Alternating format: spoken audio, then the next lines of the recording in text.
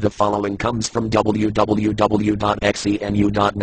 It is reproduced here for the knowledge and edification of those that do not know the story. So, who is Xenu?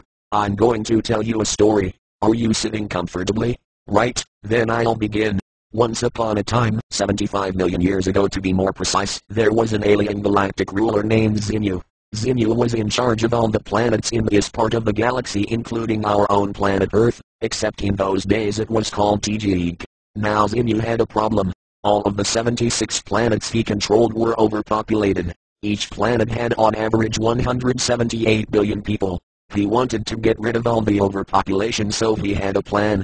Xenu took over complete control with the help of renegades to defeat the good people and the loyal officers. Then with the help of psychiatrists he called in billions of people for income tax inspections where they were instead given injections of alcohol and glycol mixed to paralyze them. Then they were put into space planes that looked exactly like a DC-8 except they had rocket motors instead of propellers. These DC-8 space planes then flew to planet Earth where the paralyzed people were stacked around the bases of volcanoes in their hundreds of billions. When they had finished stacking them around, then H-bombs were lowered into the volcanoes. Xenu then detonated all the H-bombs at the same time and everyone was killed. The story doesn't end there though. Since everyone has a soul, called a thief in this story, then you have to trick souls into not coming back again. So while the hundreds of billions of souls were being blown around by the nuclear winds, he had special electronic traps that caught all the souls in electronic beams. The electronic beams were sticky like flypaper.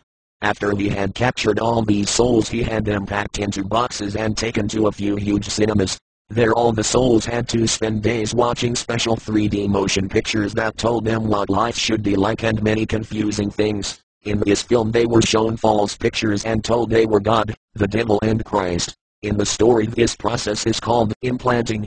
When the films ended and the souls left the cinema, these souls started to stick together because since they had all seen the same film they thought they were the same people. They clustered in groups of a few thousand.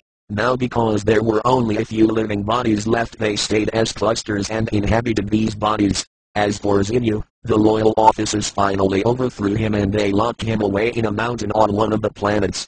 He is kept in by force field powered by an eternal battery and Xenu is still alive today. That is the end of the story. And so today everyone is full of these clusters of souls called body thetans. And if we are to be a free soul then we have to remove all these body thetans and pay lots of money to do so.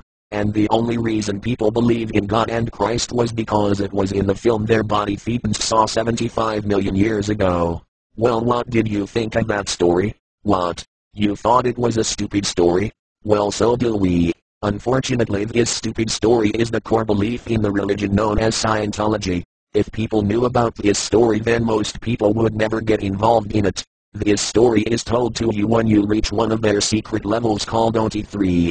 After that you are supposed to telepathically communicate with these body thetans to make them go away. You have to pay a lot of money to get to this level and do this, or you have to work very hard for the organization on extremely low pay for many years.